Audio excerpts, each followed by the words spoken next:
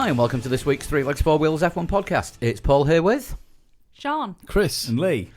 We didn't work that out beforehand. we should have got that. It went well. that was like me when well. you come. You know when you come to a roundabout and there's three cars and they're all sat looking at each other. Yeah. I reacted then how I react in that situation. Like, fuck it, I'm going. My turn. My turn. I'm going now.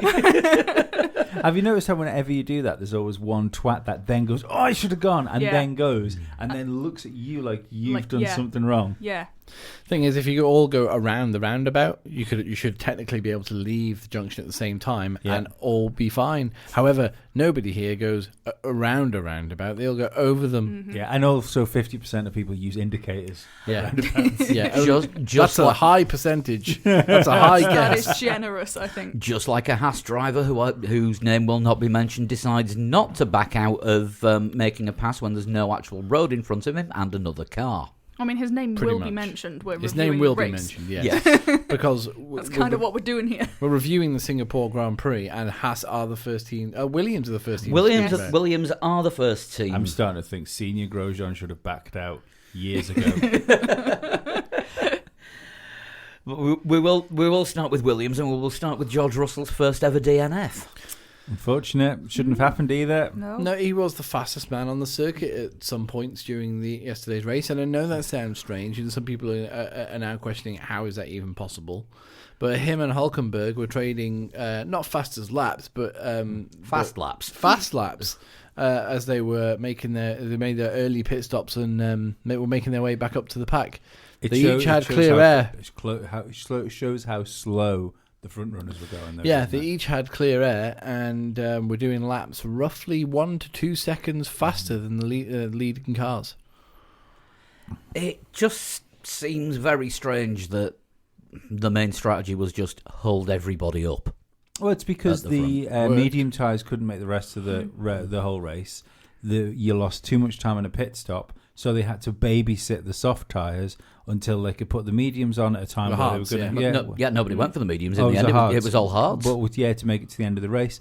As usual, one of my new shining beacons of light in Formula One, Mr. Jolyon Palmer, had a great point to make on the BBC podcast, who's saying that it's time that Formula One got rid of this whole you have to start the race on the tyres you qualified with and give everybody an open choice. He says all you're doing is making sure that the top 10 are locked into the same strategy, and then we wonder why they follow each other around. Yeah, that's a good point. But starting at the back and working forward, Yeah. George Russell's DNF. Yes. Whoever said that George Russell was 100% to blame on Twitter, fuck me, you were wrong. Look, blind people can watch the television too, Paul. Yeah. So I always say that we can't... Sorry, blind people can't watch the television, they listen. Yeah. They don't watch They can anything. enjoy the television. Yeah. That's the word I That's should why have there's used. that audio description button on your remote control. Yep. I always say that you can't... You can, but it makes it ugly when fans argue with what the officials of the sport have said. Now, I was incredibly surprised when I read, it was only this afternoon that I read that Grosjean had escaped penalty-free from that incident. And I disagree wholeheartedly, but I respect the decision of the stewards. I disagree so wholeheartedly that I still stand by my tweet to Romain Grosjean, where I just put, @Romain Grosjean, you fucking prick. That seemed to be what George Russell was saying in not quite the same He language. wasn't. What did he say? It wasn't I should have far off. expected it. was it? Only to be expected. Yeah. He had a go at him in the paddock, didn't he? In the Russell did. in the Good. pen. In the pen.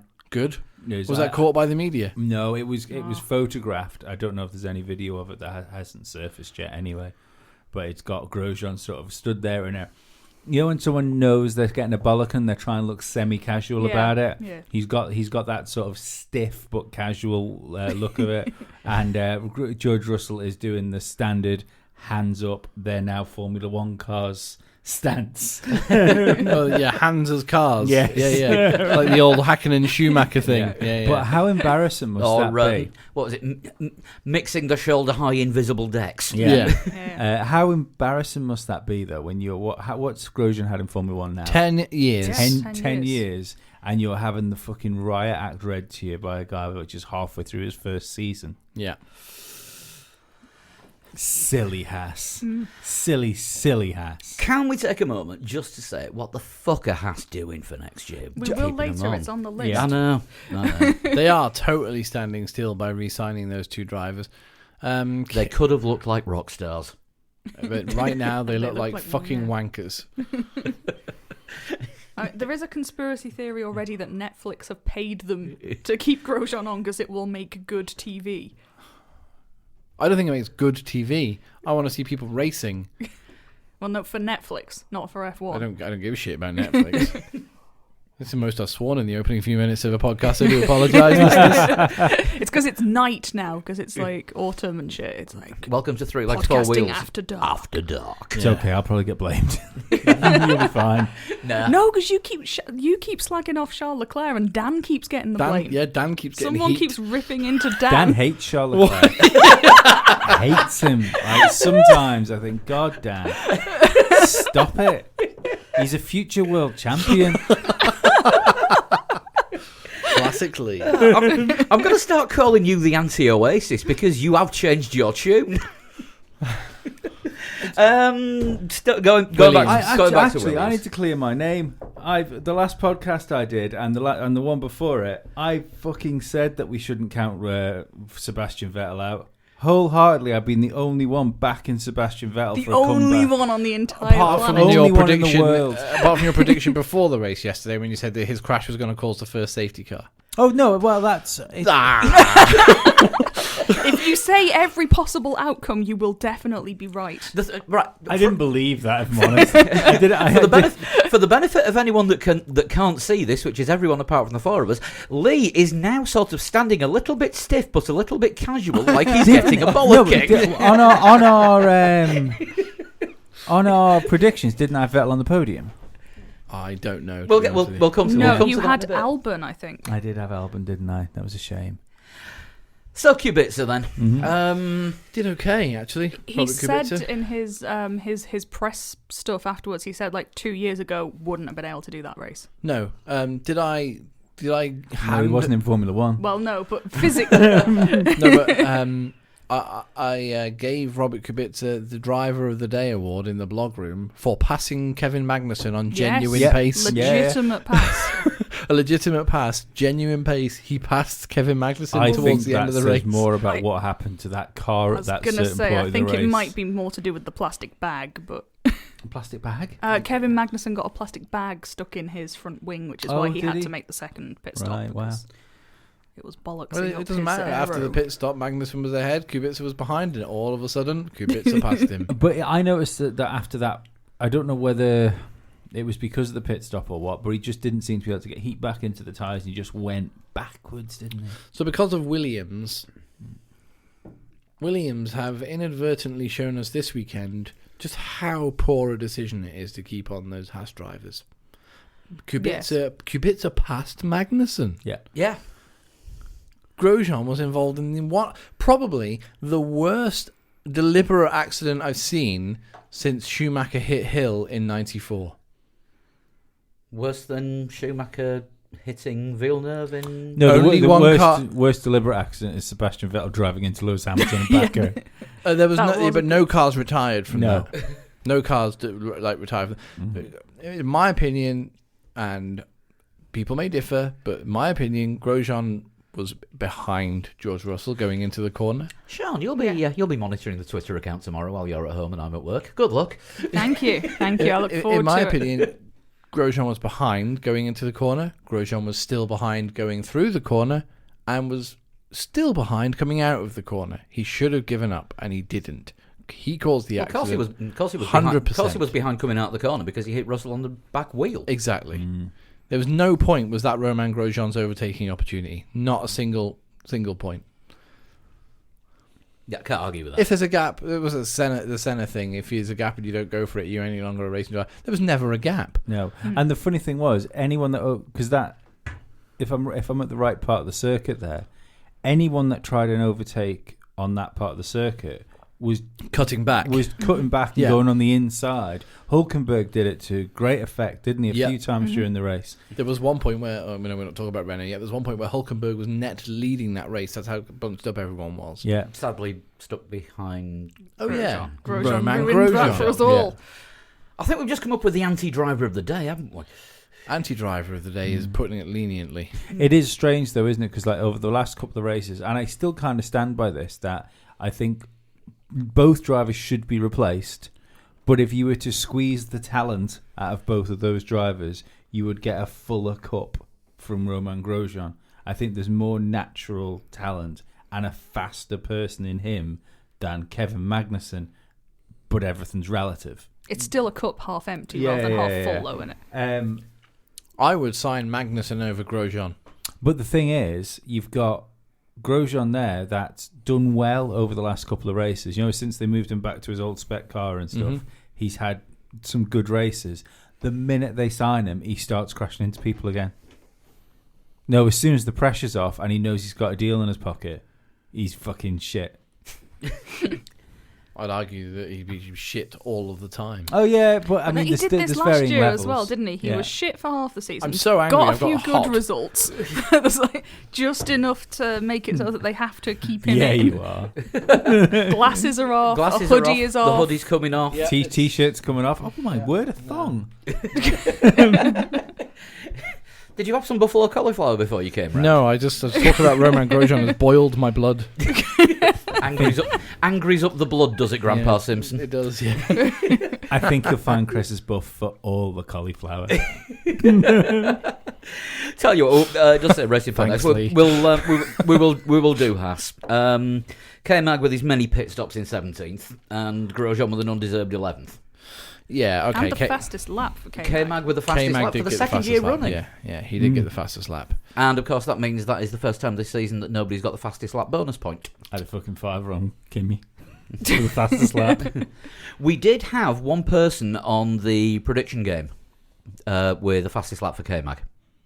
Who? What mentalist One did that? person put Kevin This is Magnussen down for someone who fastest listened lap. to last week's podcast because Sean Kelly predicted A Kevin a Magnussen Kevin fastest Magnussen lap. fastest Well, lap he- and podium, which was a bit he wild. he holds the lap record, He doesn't does. he? Yeah. Because that fastest lap didn't break the lap record, did it? Which No, but was he- his from last year. Yeah. Kevin Magnussen is still the lap record holder around Singapore. Crazy. It's only 2 years that configuration has been used, though, so it's not Yeah, like an yeah. all-time Yeah. fastest ever thing.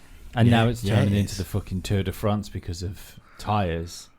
You know, it's not like the top guys are putting the laps in, is it? Well, they've got the tyres underneath them. Yeah.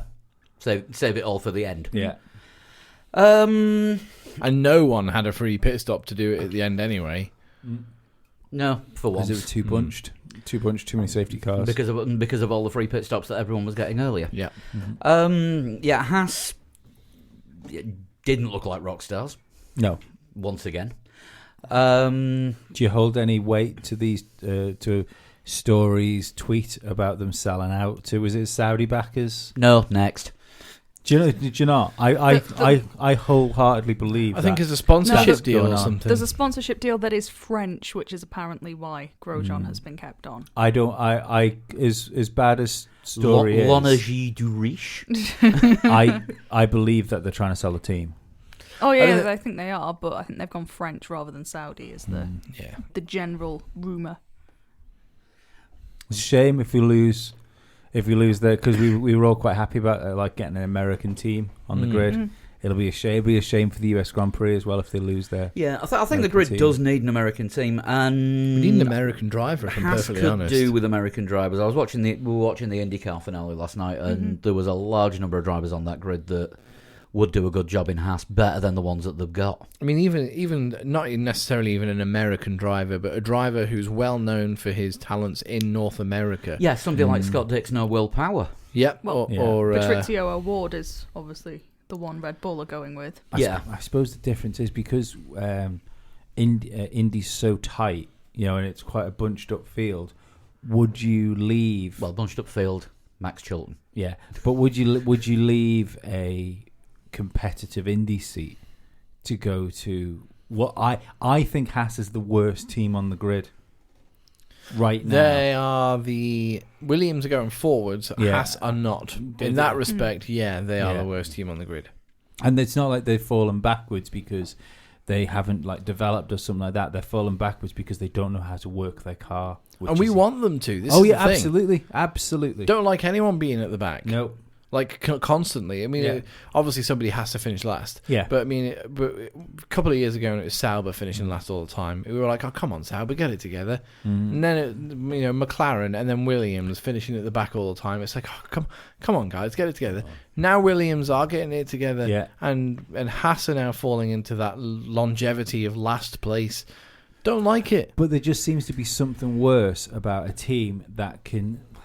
They're still the new boys, essentially. Semi-consistently qualify in the top 10, and then we just watch them drive backwards for an entire race. There's something worse about that than just being at the back of the grid. If they were qualifying last and finishing last, yeah. But when you're getting great one-lap performances, and then, right, now do a second lap. Oh. It's. I mean, obviously these are the cards. I don't mean it's unfair, but it is kind of almost unfair on the other teams which are faster than Haas, which aren't making it through to Q3 because they can manage one decent lap. Yeah. But the thing is, I think it's a lot fairer for the teams who get cars into 11th and 12th in qualifying, because they know the Haas's are going to go backwards and they've got their own choice of tyres. Was it Austria where Magnussen qualified like 5th or something? Yeah. Was it Austria or Silverstone? That sounds about right. Somewhere around there. Magnussen qualified 5th, and it was just like, how? Where did that come from? Yeah. It doesn't seem to be as big of a bonus these days, does it, being 11th? You know, it used to be... It used to be, wow, we look at that, Perez is 11th, he gets the first choice of free tyres. Or like back when Button was in McLaren, you'd like Button would fall there and you think, oh, fucking hell, 11th, and like he's out of position. He could win this race. Yeah. But the gap between like the top 6 teams is so high now that even with a fresh set of tyres in 11th, whoever's 11th, can't really do anything. They're anyway. going to be 7th at best, aren't they? Unless someone has an incident. Yeah, I mean, what was it? What Max Verstappen said, I can't remember which race it was, when he got grid penalties. And well, if everything plays out normally, I'm still going to finish in the top 6. Yeah, and what wasn't it? The no, it couldn't have been. What was the statistic? The first was the Alpha leading the race? The first car that's led a race that isn't a Red Bull, Ferrari, or Mercedes in 3 years, something like that. There was a statistic like that came out of this race. It was the first time an Alpha had led a race since Spa I know that one. Lance Stroll led in Germany. Yeah. Right. Technically, he didn't, because he didn't cross the line. Didn't cross the line. Okay. Yeah. So Lance Stroll has never actually led a whole lap. lap. Yeah. But This I think season. that was it. I think for 3 years. Because Giovinazzi led the race for 3 laps. About Yes. that. Yeah, I think that was it. I think that it's been 3 years since anyone apart from a Red Bull, Ferrari, or Mercedes have led a race. That's a really depressing stat. Yeah, it is really depressing. I mean, it's not. You look back to like in the 90s and stuff like that. You'd constantly, because of pit stops, not because of merit, but you get like Jordan's leading a race. Yeah, Hill leading the British Grand Prix in a Jordan. Yeah. Oh, Damien Hill leading the British Grand Prix in Arrows as well, didn't he, for a lap? Did he finish 6th in that race? Yeah. So he would have led the race at some point. Possibly. I think so. But oh, no, I think you're right. Because I seem to remember the British crowd cheering and then Murray Walker interjecting and saying the cheers you can hear is because whilst all these pit stops are going on, Damon Hill has carried on and is now leading the race. Yeah. I'm pretty sure that was a Jordan. No, I think he did it in the Arrows as well. Yeah, I was just there before the Hungarian Grand Prix. Yeah, I was. It would have been 97, wouldn't it? That was the first race I ever went to. But anyway, Haas, terrible. Next. Yeah, move on. Racing Point. Perez, one of the retirements. They just had a really bad lap, didn't they? Everything was kind of vaguely okay, and then Perez stopped, and Stroll was in the pit with broken shit, and it all went off. Stroll is one of those drivers who I've beaten on in the past. I'm still not entirely convinced that he's a Formula One driver. I don't think he's a Formula One driver. He's got pace, but my fuck, he can't race. No, he drove into the wall. He not only did he himself. drive into the wall, when there were other people around him, he clearly didn't know where they were. It Yeah. was like his car had no mirrors on it. Mm-hmm. Do you know what really worried me about Stroll as well, as far as like an out-and-out racer, was when he did drive into the wall, did you notice how he was taking his belts off coming down the pit lane? Like, No. when you're in the car didn't with see him, that. he unbuckled his belts and threw one of them over his shoulder Oh, because he yeah. thought he was retiring.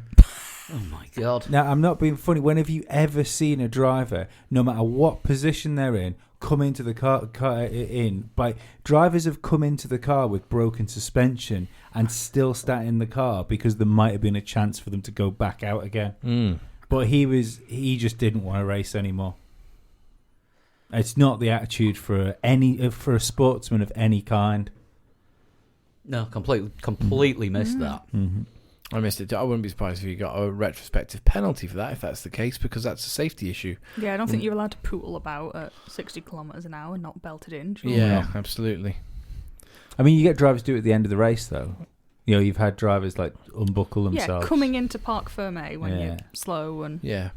Still in an doing, still active doing pit like lane. over 100 mile an hour. yeah, but in an active pit lane during a race is a little bit It's Santino it seems Ferrucci, stupid, isn't yeah. it? Wasn't Mark Webber called to the stewards after his final race when he removed his helmet to wave at everyone? Yeah. He was called to the stewards and they went, "Yeah, there's nothing we can do. Off you go." Ban me. Yeah, exactly. So yeah, we can't do anything. Just don't do it again. I think that's called the Zinedine Zidane method of punishment. Yeah. Yeah. Right, you with the red card. Right, okay, that is your last act of professional football? Alrighty then. Yeah. 3 match ban? Yeah. Sit down for half an hour and think about what you've done. Perez, I mean, he was in the walls from Saturday morning onwards because, it actually started on Friday, didn't it? Yeah, on Friday he put Magnussen into the wall. On Saturday he put himself into the wall with nobody around him. and damaged his gearbox, so he had a penalty. And then, on Sunday it was an oil leak ended his day. So great oil weekend. leak, was Oil it? leak. Yeah, they had to shut it down to save the engine, according to the team. This Spec 4 Mercedes engine great. that's Yeah. the shit. Isn't that I think that's the third time that's happened. I think Kubica's went, didn't it? Yeah. Stroll lost one. Yeah. And now this one. Feels like it's a packaging issue, doesn't it? Though, if it's every Mercedes team that isn't Mercedes, Yeah. you know, don't forget they've put more cooling into the car as well. Well, at times. they've had to, haven't they? Because Yeah. I think they were concerned certainly at Silverstone, and I think in a couple of races before that. Bahrain seems to ring a bell where they thought they were going to have problems with the temperature. We'll talk about this a bit later on, I suppose, but it's because we're talking about this now. It seems to fit. I think people getting excited about what Ferrari's doing, you should kind of keep that in perspective. Is that this year, although they're going to win the Constructors and the Drivers' Championship, that's a bad Mercedes. They've built a bad car. Don't think they have. I think they built a very good car. I just think Ferrari built a better one. No, they've hamstrung themselves with too much downforce that they can't get rid of the car, which destroyed their top speed that they used to have, as an advantage. And along with that, which has made the car even more draggy, they've had cooling issues, so they had to put holes into the top of the car, which is again affecting the aerodynamics. It's not the Mercedes we expect to see. We will talk about this again, as you say, later on, but I have a slight theory about... Ferrari's cheated again. No, not at all. Not at all. Because they seem to have made some awful gains over that time where every team shuts down. Yeah, but no, it's not that at all. It's Adrian. Did you see Adrian Newey pointing out the interesting things on the Ferrari? We'll talk about that later. Yes. Yeah. We'll talk about that in a bit. But yeah, again, another duff one for Racing Point, and I see what you mean about Stroll. I mean, this circuit was well suited to him. It's a lot like Baku. Point and squirt. Yeah, drive fast, slow down, turn 90 degrees, drive fast, repeat. I think if there was any signs of Stroll being a Formula One driver, it would have emerged by now on a more consistent basis than him being okay now and again. He's good in the wet. When it was... Yeah, but like not great. That's not enough, though, is Yeah. it? You Yeah. can't have like How one surprised good race was a year. everybody in the room when Stroll went out in Q1? Not. No. Yeah, zero. Yeah, Zero exactly. surprise. Not gonna lie, I don't watch Q1 anymore. I Because pot- you know, don't you, that Yeah. it's the Williams, probably Stroll, maybe a Haas and a Toro Rosso. Yeah, I potter around doing stuff around the house, listening for "oh no," thinking "oh right, someone's crashed, something exciting's happened." Generally doesn't. So then I watch. From Sometimes Giovinazzi. Yeah. You just wait for the F1 show on a Saturday afternoon because you can't wait to see Valtteri Bottas bobbing for apples in jelly. Q2. I don't watch the build-ups. I thought we anymore. were I watch the lowbrow. races. Yeah. You mean you didn't see the one in Monaco with No. Max and Gasly playing hooker duck? No. No, good lord. Sky's like pre and post race coverage It was like CBeebies. borders on satire now. It's fucking stupid. I like their race coverage, though, I have to be honest. Because... I don't mind the race, but the actual like I don't want to watch Formula One drivers race model cars in the pit lane. No, I don't. I remember watching when Indy was delayed, like when the Indy 500 was delayed, and I kept thinking how refreshing it was just to have 4 pundits in a studio talking about the fucking sport. What a revolutionary approach. You don't want that with British sports coverage. Being a long-time cricket fan and Test Match Special listener, Yeah, we talk about sports. there are 2 cricket fans in this room tonight. Watch yourself. No, Sean, you can have Sean, your you're with me on this. games. You know the importance of cake to cricket commentary. You must have listened to Test Match Special when it rains. So they just talk about cake for 5 hours. I have not, I don't believe. I think, like I said, I think there's more of a testament to the game. I don't like Test cricket. I like the one-day format. Test cricket is too slow. Way too slow. One-day format I can just about handle. No, you can't beat a good 5-day match. Exactly. A game Formula that goes One on for a teams. fucking week. We'll talk about Alfa Romeo instead. So Kimi ended up in the gravel. Or A on the blue weekend to stuff. forget. Yeah, what was the quote? I was going nowhere anyway. Yes. Was it Kimi's fault, do we think? A little bit? Kvyat Stewart had the said room? no one in particular. But yeah, I would possibly say more Kimi than Kvyat. Kvyat was perfectly entitled to have a look. No, he torpedoed him. He came from so far behind. He was- so far behind. I He think was he alongside when they had the accident. I Yeah, think no, he- but he came out and he was like, I think he was too far away to make that move, and he came in too hot and just drove clean into him. Kimi, if you watch it, Kimi hasn't even really turned by that point. No, there's one point where Kimi is like hard left, but his wheel's off and he's still there giving it hard left. Like, but no, it's but not going when, anywhere, when mate. when he actually gets hit, he's hit just about to turn into the corner. No, he was well into the corner when he hit. When they I'm hit, not sure. They I were- think he was straighter than you're thinking he was. No, he was probably about halfway around the corner. I'm pretty sure he was when. I when think they that got was hit. all Kvyat's fault. Absolutely all of it. Unconvinced. I think I love Kimi, but I think he was a bit at fault there. At least a bit, possibly. Who did he have heavily coming weighted. together with at the beginning? Because he had it coming together on the first lap as well, didn't he? I don't know. I know he did in Belgium with Max. I'm sure there was something on the first lap that put him sort of further down. But yeah, not a good weekend for Kimi. No. No. Giovinazzi, on the other hand, Aside- led the bloody race. Aside from the 10-second penalty for getting too close to the crane that was moving Stroll's car, because Stroll just decided to park. No, Perez. Oh, was it? Oh, sorry, Perez's car, because he just decided to park rather than aim for a gap. We didn't have a There choice. isn't a lot of Yeah. gaps. You know, Yeah, I don't think he had a choice. Yeah. That's why there's so many safety cars there, is because recovering cars is There were really very difficult. Yeah. few bits. But yeah, Giovinazzi, another decent performance. He's definitely improving. He also kept the Mercedes behind him a lot longer than he kept the Ferraris behind him when Yeah, he did they his job caught as a him. Ferrari driver. Yeah, Oh, he yeah. knows who's going to put him in He- that Sauber next You year. got a car 10th that's capable of being 6th or 7th. He did better than his teammate. He did do better than his teammate, but in general, I don't think that car at that particular circuit on that particular Oh no, day it's not. It wasn't. was I think it capable deserves of- where it was. It deserved to be where it finished. Yeah, If absolutely. If Kimi would have had a cleaner race, he'd have been ahead of him. Hard to tell. Hard to I say don't know, I mean, because of the way the pit stops worked Kimi out. didn't have the clean race because of the retirement, but Yeah. he said he was having problems with the car anyway. Same as Sainz as well. Sainz would have been up there. I don't think he had a great race. I think he had an exceptionally long stint, which left him to lead the race.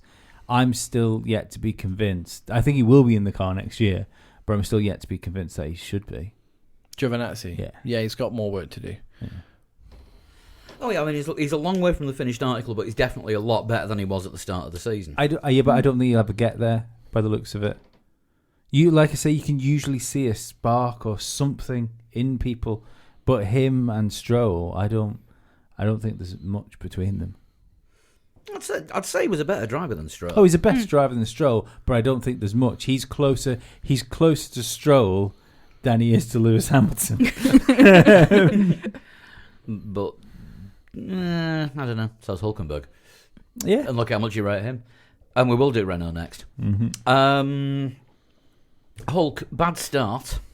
Good race. Great recovery. Yeah, had he got past Grosjean, and in all fairness, Grosjean defended well. Hulkenberg didn't have the pace to get past him for a fair few laps. It was about 9 laps, I think he was stuck behind him. Yeah, then Hulkenberg would have led the race. Because I worked it out with the delta that's how it was going to work out. If all the top 6 pitted within a couple of laps of each other, Hulkenberg was net leading. It's a shame he's not going to get a drive next year. Well, don't know it for definite, but it's looking good. There's another podcast that's put forward a conspiracy theory which I think is wrong, but we'll talk about that a bit later, shall we? Yeah. Yeah, he'll be great in the Ferrari simulator next year. With his experience in Yeah. oh no, sorry, that's the current simulator driver. I could see him being on the list for that, but I don't think it's going to happen now. Well, we'll talk about that in a bit. Yeah. But great comeback. Danny Rick. Again, looked like having a great comeback, and then Danny Rick, puncture. Yeah. Yeah. Who was it he hit? Giovinazzi. Yeah. They were the last 2 cars to come in for the new tyres. They had their coming together, and then they both had to come in. Yeah. Danny Ricciardo was having a wonderful recovery race. He looked like Daniel Ricciardo again. Mm-hmm. Yeah, at points. he was a honey badger at one Yeah. point on team radio, wasn't he? Mhm. Let's go, boys! Let's get him. Yeah. And swearing and stuff. But And that was about 30 seconds before the puncture as well. Unfortunately. Well, no, I think it was earlier on, but he was well up for it and was racing really well. Didn't work out for him there. The car's definitely coming to him now. He definitely seems more at ease with the car. Yeah. Because I mean, he admitted at the start of the season that he was struggling to come to terms with everything that it did. But that's the first car that you can't count what he did with HRT, because that was hardly a car. But this is the first car that he's driven that hasn't had that Adrian Newey / Red Bull even influence, because there was obviously some Adrian Newey scraps being thrown at the Toro Rosso. Of course, yeah. And driving a car that we'll just say the Austrian organisation has had no input into for the first time. It's going to be a culture shock, and it's going to be a massive change to the way that you do things. But performance-wise, he's definitely improving race by race, and I'd be really interested to see how he deals with what they throw at him next season. Joe, I'd be more interested to see what would have happened if he'd taken Sainz's seat instead. I'd like to have seen what Daniel Ricciardo could have done in that McLaren. Apparently, it was an option for McLaren. They were talking to him apparently, but they plumped for Chile instead. Well, apparently it was the other way around, wasn't it? It was up to Daniel Ricciardo where he went. He kind of had the choice between Renault and. Certainly, McLaren. Renault announced Ricciardo quite a bit before McLaren announced Sainz. And that was why Sainz wasn't confirmed, because Sainz was going to go where Daniel Ricciardo didn't go. Right. Okay. So if Ricciardo went to McLaren, He just stayed with Renault. Yeah. And I do like, because I think Sainz is doing a perfectly good job at McLaren. I think he's doing a fantastic job. I think Daniel Ricciardo is a much better driver than Sainz. And I think we'd have still had the same entertaining relationship with Norris. I think it would have been better.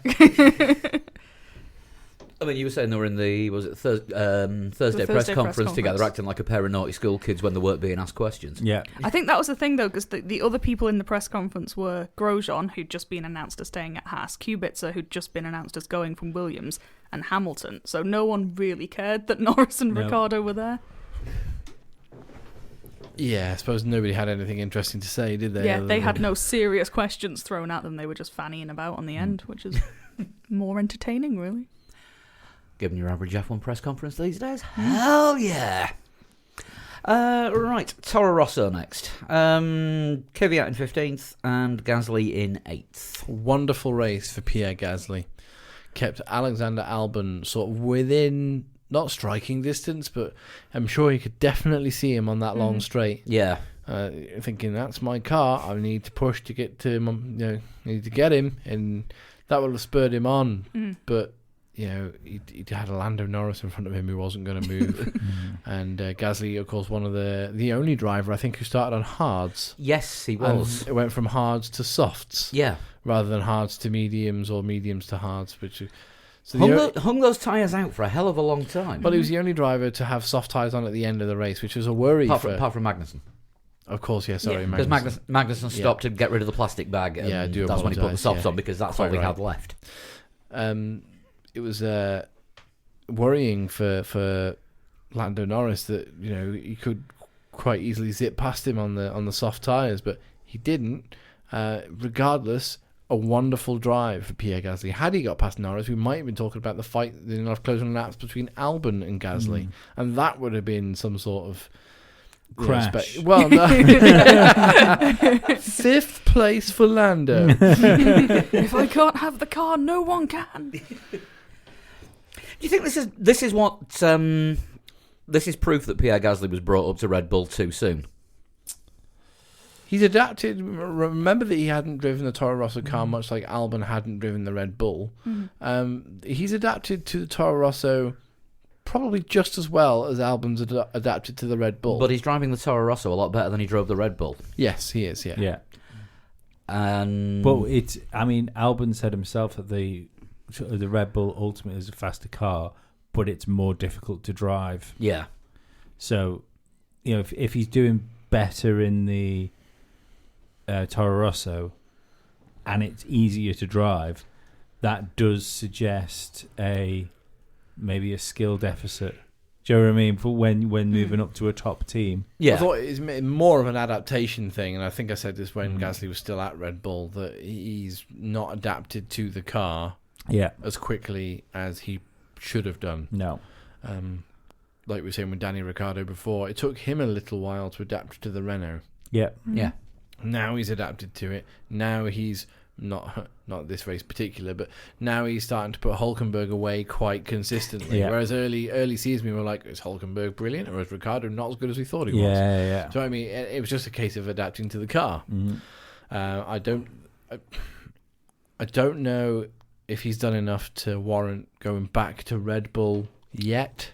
He's going to have to do something pretty special in the final few races, or hope that Albon is just terrible. I think that's the bigger issue, is that Albon's done nothing wrong. Yeah. Albon hasn't really, as you say, done anything wrong. I think Albon's still in the position where it's his seat to lose. I think Albon's excelled. It's from what you expect from him. I mean, he hasn't really had clean races until this weekend, and then what he gets hit with is Singapore, which he's never driven, which is like the hardest, longest race of the calendar. Yeah, and a track that doesn't really suit Red Bull. Yeah. Now I'm which looking is strange because it always used to. Yeah. I'm looking forward to seeing what he can do in Russia, because that's a track that he has raced on before, and he's going to be in a car that he's now got 3 races under his belt, and is the fastest thing that he's ever driven. Yeah. So next week is going to be the big proving ground. Yeah, for him. I hope he has a clean weekend. No engine changes or anything like that. But going back to Toro Rosso, I thought Danny Kvyat was having a really good race. until that collision with Kimi Raikkonen. Yeah. Yes. I still think Raikkonen was mainly at fault for that. But Confirmed for next year, Kvyat. I think It's Russia that this will week, happen isn't it? next So- week, because don't forget, it was Russia last year where they said he was coming back. No, it was confirmed this weekend. Helmut Marko confirmed it on the F1 show. that Kvyat would be Oh, driving. no Yeah. one watches the F1 They did, show. they- Oh, It's what not- did it's he? What not did he fact. do? Put his hand into a Yeah. fish tank and Shook a magic 8 ball. So hang on, wait there. You're telling me that Helmut Marko said on the F1 show that Danny Kvyat will be driving a Toro Rosso next year. Yes. That means that Danny Kvyat will not be driving a Toro Rosso. Yeah. He was having a coffee, and Karun and who's the lady with the He was having blonde a hair? coffee. What? Rachel Brooks. What? Yeah. Wait, stop. Yeah. Marco was having a what now? Coffee. Bet Not he a Red wasn't. Bull. I Well, bet he he was- wasn't. But he it was was a having a fucking drink. martini. Was it a hot Red Bull? It was a drink in a white cup. Definitely a gin. Yeah. And he's a schnapps kind of guy. You can tell. Karun elbowed her in to go and to speak to him to see if he'd have a word with them, and she went over and had a chat. She said, how the drivers are, and she said, is there any thoughts on next year? And he said, like, Kvyat will be in the car next year, and it's a straight fight between the Gasly and Albon for who gets the Red Bull seat. Congratulations, Yuri Tsunoda. You just had your Toro Rosso drive confirmed. Well, see, that's what I found interesting about it, because I'm sure the way I might be wrong, but I'm sure the way he worded it was, it's a straight fight between them for the Red Bull seat. What he said was, Kvyat is confirmed for next year already. At least internally, it's clear. Then it's between Gasly and Albon. So he said it for Toro Yeah. Rosso, right? Okay. He didn't say Toro Rosso specifically, said but between a thing. Gasly and Albon Yeah. sounds, yeah.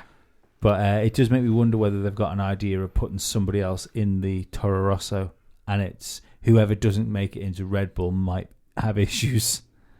In finding a seat. Yeah.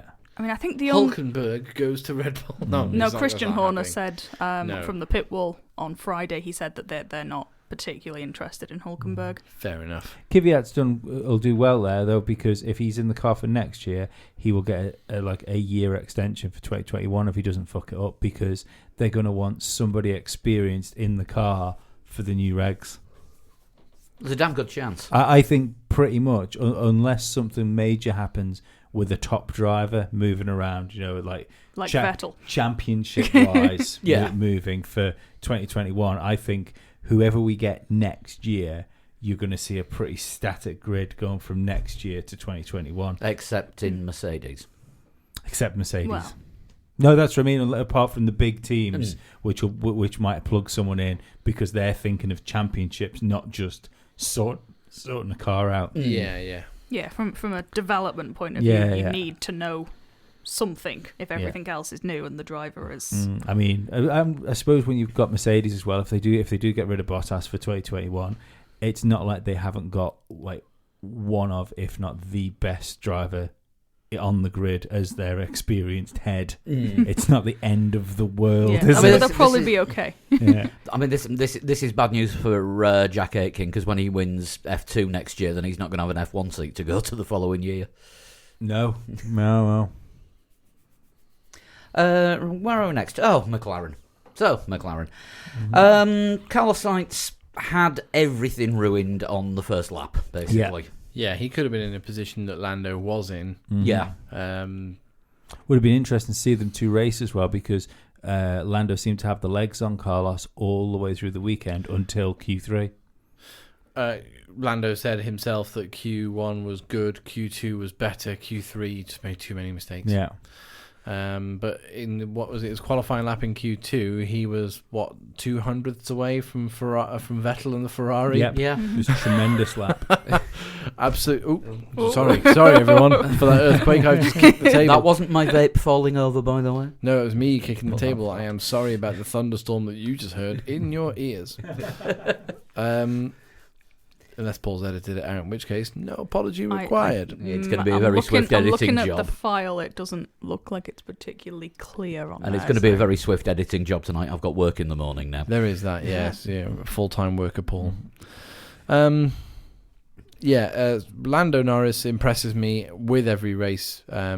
He's been unlucky at a few races. The only time I can think he's ever made like a proper mistake, like a genuine error was when he tried to overtake Lance Stroll in Spain, and they both ended up in the gravel. Yeah. That was a bit silly, bit naive of Lando to try and overtake there in particular, and also his first lap doesn't tend to be the best, but that's something that's going to come with time. It's sort of rookie enthusiasm, isn't it? Like, I will just charge forward. Oh shit, there's other things going on. Yeah, and then all of a sudden he's lost 3 places. It's something that he's kind of tempered that a bit over the last few races. I think he was a losing an average of 3 places a race over the first 5 or 6 of the season. Giovinazzi is another. We can kind of call him a rookie this year.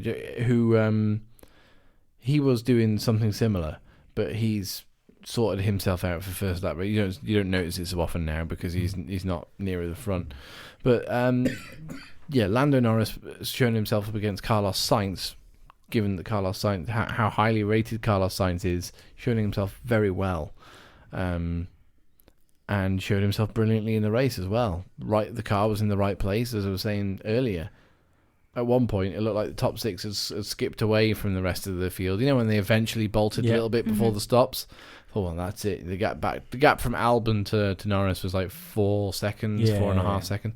But before the pit stops, within like a couple of laps, it was back down to like 2.1. I was like, Lando's gone with them. He's picked up again. A little bit of that was Bottas backed off Hamilton to give himself clear track to go for a fastest lap run, so he kind of backed Albon into Norris. I think if it was when Bottas was told to slow down to allow Hamilton to catch up, Bottas was lapping 3 seconds. That was before the pit stops. But Bottas ended up lapping 3 seconds a lap slower there than he could have done to allow that to happen.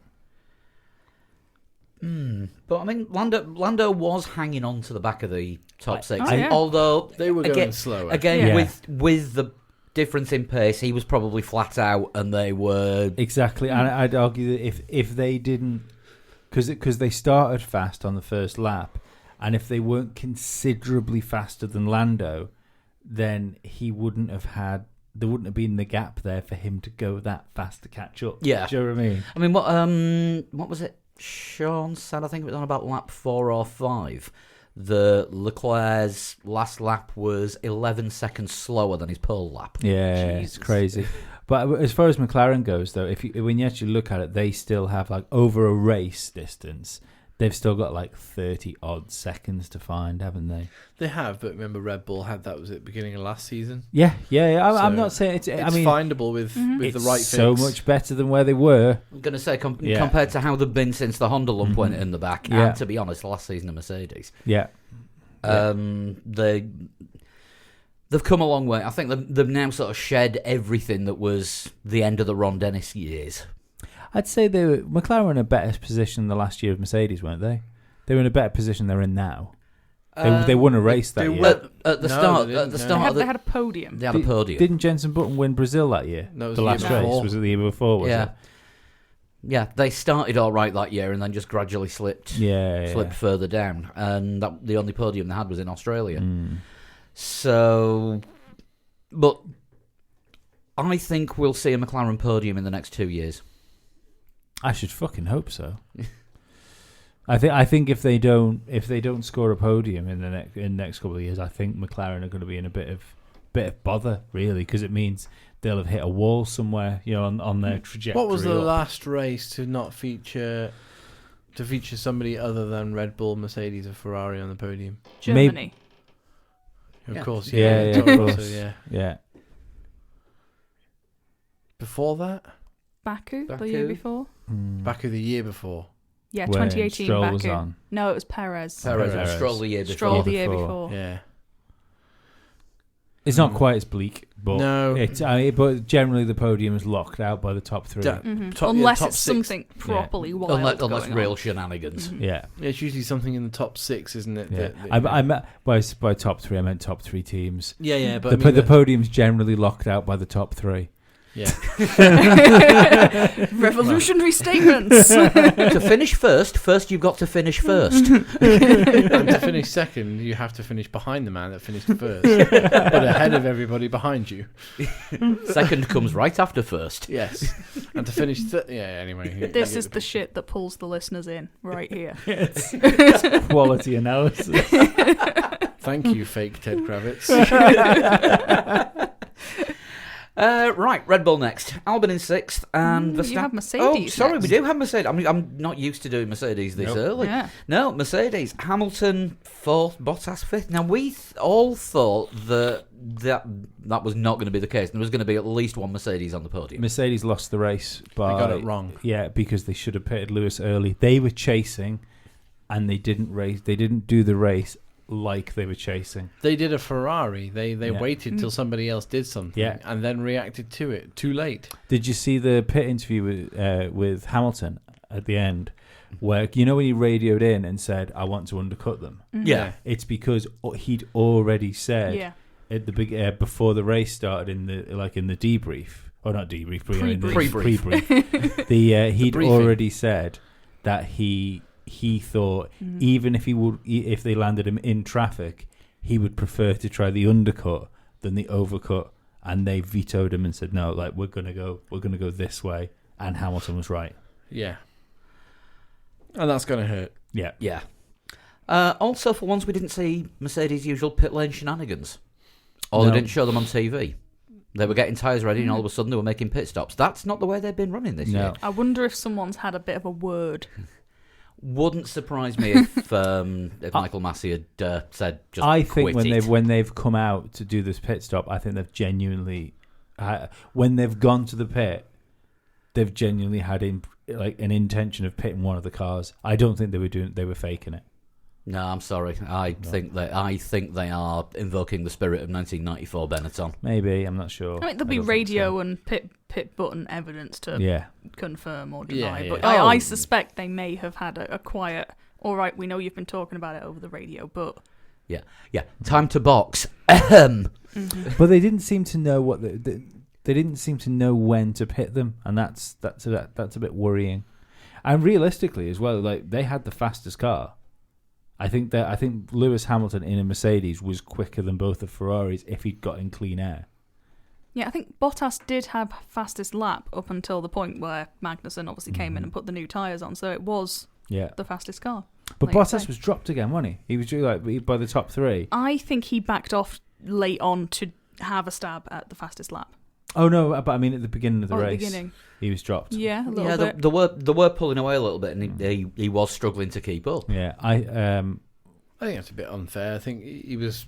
Managing the tyres, Yeah, I think well, will be as the everyone phrase. was, they dropped back. Everybody dropped back to like 1.2-ish Yeah. seconds. Hamilton had a look at Leclerc a few times, but nothing doing. I mean, the thing was, it was blatantly obvious the cars were capable of so much faster. And, Yeah. It's not a case of being dropped. It was, managed gap, managing the tyres, having to... I mean, when you're going slower, the gap's got to be even bigger. And there's the So the cooler car but as he had as well. We know Verstappen, he had Size Verstappen in front of him, didn't he? Bottas had Verstappen Yeah. in front of Yeah. him. See, I don't understand why I can get why Hamilton couldn't get past the Ferraris and was following them round. I don't get why at that point in the race Bottas wouldn't have even had a go at trying to get himself into fourth. Yeah. Verstappen wouldn't have made it easy, and to follow, you get then the heating issues, and we know Mercedes is a bit tighter on Yeah, the but heating. you'd have had a Mercedes with DRS at some point. You'd have thought there could have at least been a stab on the DRS with the power advantage. I think that's it, though. I think to get past Verstappen, you need a bit more than a stab. Yeah. Well, I think you just Large need a bit more. sword. I don't think Hamilton would have sat there if it was Verstappen. No. He'd have wanted to try and get past Verstappen to get back after the Ferraris. But I think it compounded to me that I don't know what Mercedes should have done, and I don't know who they should have hired. But I think it was a stupid mistake re-signing Bottas. No, I don't. At the same time, I think Verstappen not catching the Ferraris when he was behind, when he was in third after all the stops had settled down. I think that sort of just nails on just sort of what kind of race we were looking at. It was. I don't think the Delta Verstappen didn't have the car to catch the Ferraris. Didn't have the car to catch the Ferraris, but also kept the Mercedes behind him. Yeah, no, I can have getting past somebody, but I don't think he had the pace to race the Ferraris this weekend. Maybe not, but I mean, it was such a slow race that anyone could have gone faster and had a go at it, and it's a game of management more than a race. Yeah, it was I don't know. I was a bit disappointed by the Singapore Grand Prix, but needless to say, going back to Mercedes, they got it wrong. They Ferrari'd themselves. Yeah. They got the pit call totally wrong. And they allowed Ferrari to win 3 races on the bounce. Mm-hmm.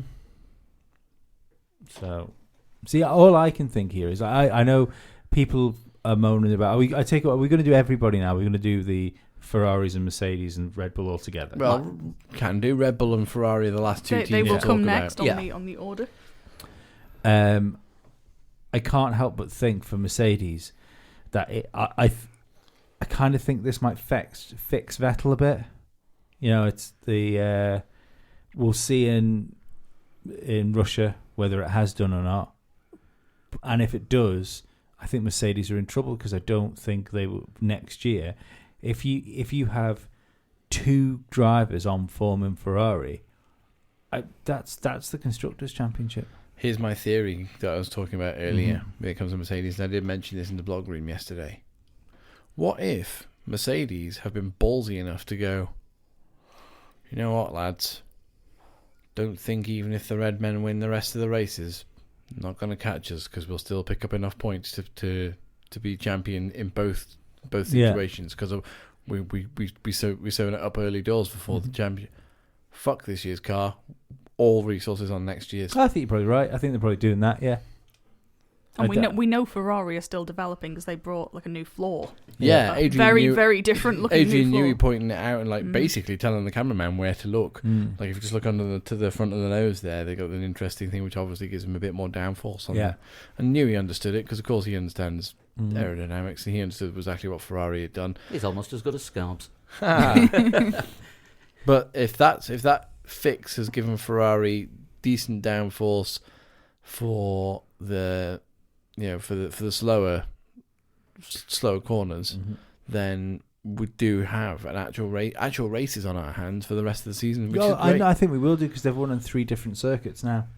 And the in that car. Well, yeah, 2 circuits with quite similar characteristics. Two fast and a slow one. Yeah, but Singapore's a good one to do, especially after they brought that upgrade in as well, which theoretically speaking should work in Russia as well because it's not too dissimilar to Singapore. And given they were good at Spa, they should be good in Japan too.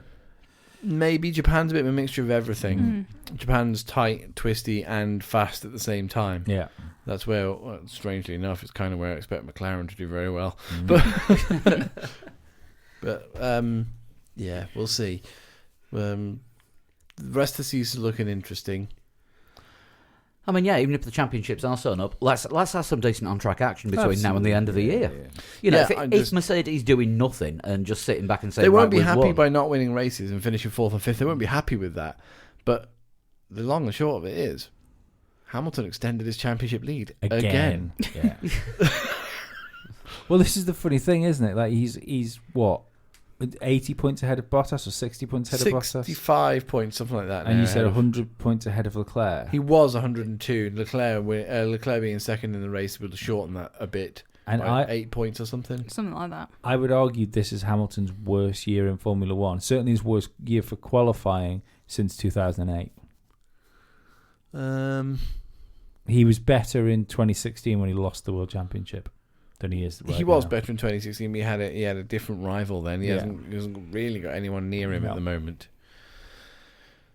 So yeah, the whole Ferrari resurgence thing, as we were talking about on our chat thread, is fantastic because we want to see Ferrari. Yeah, we want to see all teams racing each other all the time. That's what we want to see. Yeah. Well, as I said on the last podcast I was on, I really wanted Vettel to sort it out because I'd hate to see him retire like he's been this year.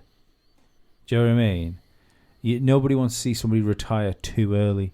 And I think it would have been if he'd have carried on having a terrible year. The thing is, was Leclerc told not to attack Vettel at Singapore? He wasn't. No, he wasn't told not to. He was asked told for to more race. engine, didn't he? Yeah, And they wouldn't give it to him. yes, Yeah. they did. Yeah, Eventually they did because he wouldn't shut up. But not only did they give him the whatever it is plus like whatever their magic button is. A1 plus or something Well, like they that. gave him isn't it? A1, and then on another lap as well, they gave him A1 plus. They did give him all the tools to try and fight Vettel. Oh, right. I missed that. Yeah, I but think Anthony Davison did a big explainer at Ah. one point. But what they did do, I was possibly hallucinating and seeing coyotes at the time. but what they did do, they didn't tell him that they'd pitted Vettel.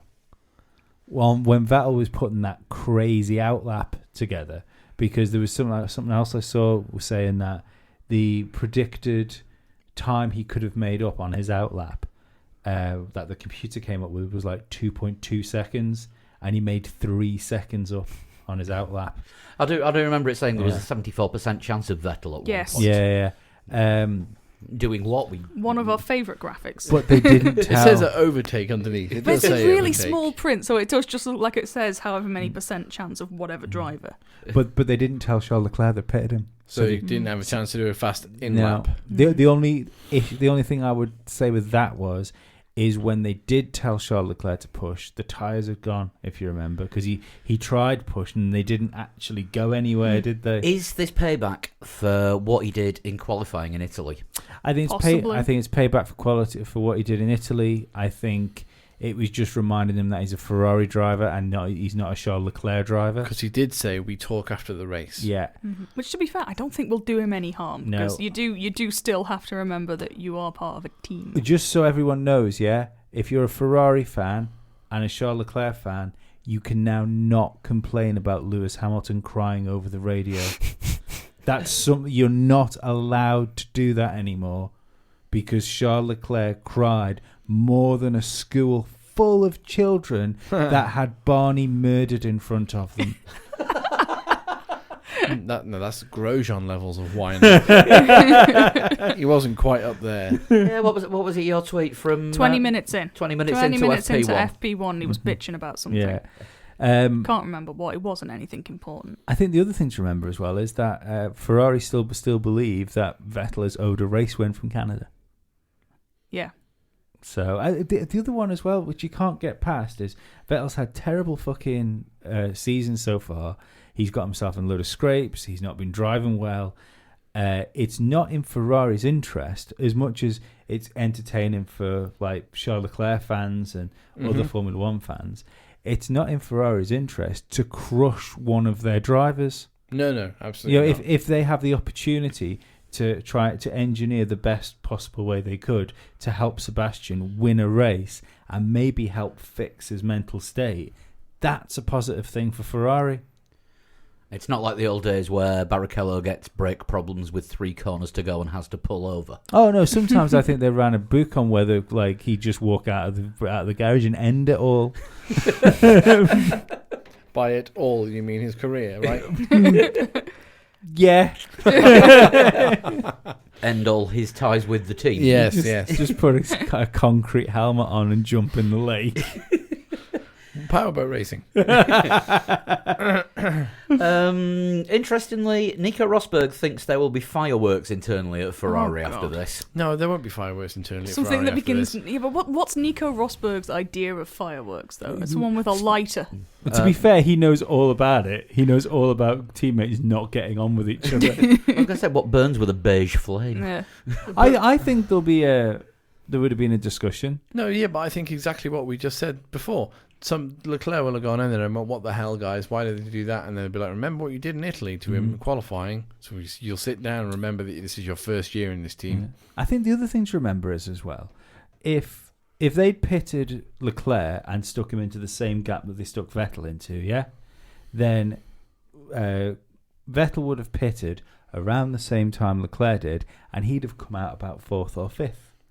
If they'd have done that, they didn't get a 1-2. Yeah, exactly. The only way to get a 1-2 was to pit Vettel first, I'm pleased. and he inherits the lead. I'm pleased that Vettel has at least, and I hope it's a bit more than this, but he's at least stuck a plaster over the shit that people have been saying he's finished. Yeah. It's time for him to go. Admittedly, I might have said something like that, but I'm pleased that he's I managed. don't think it was out of order though saying that. Joe, when you look at he's had 2 years of driving accidents. terribly. Yeah. He's definitely stuck a plaster over it, Mhm. and I hope he goes on to heal it. Oh yes, we'll see if the glue sets. But I think the possibility of what it only takes one more mistake. Do you know what I mean? Vettel under pressure in any race from now until the end of the season. Yeah. And Ferrari is now a winning car again, thanks to whatever. But this aerodynamic Being upgrade. faster at certain tracks than all the other cars. All the tracks at the moment. I think that new floor they've put on the car has given Vettel enough downforce to trust the back end of his race car I mean, again. nobody saw that. Nobody saw this performance level Nope. from Ferrari coming. No. As we'll get to the predictions, and it doesn't make pleasant reading unless your name is Rich Walker. No. Well, Ferrari did well in that race. I don't want to diminish Sebastian Vettel's win, but it was done by Ferrari, not by Sebastian Vettel. He didn't really have to race anyone to win. I disagree. When you have the way he got through the traffic, and he built a 6-second gap up to Charles Leclerc. Mm-hmm. And then on every restart, he fucking nailed his restarts and broke the DRS from his teammate and got himself a second ahead. Like in the first lap, that was Red Bull Sebastian Vettel. That first laps, that was Red Bull Sebastian Vettel back. He did break the DRS early with the safety car restarts, but he's a master at doing that. He always has been a master at doing that. I don't think he would have done that early in the season. Don't know. But he didn't have to defend. He wouldn't have had the opportunity. No, hard. he He didn't. wouldn't have had the opportunity because he wouldn't have been in the lead at the safety car restart. no, The car wouldn't have been there under him. But this is the thing: he didn't have to defend because he was quicker than his teammate. If Charles Leclerc had been quicker than Sebastian Vettel at those points in the race, he would have had to defend and he would have been raced. Much in the same way as if Raikkonen had finished the race, he would have finished ahead of Giovinazzi. But but Charles Leclerc was there. Charles Leclerc was behind him.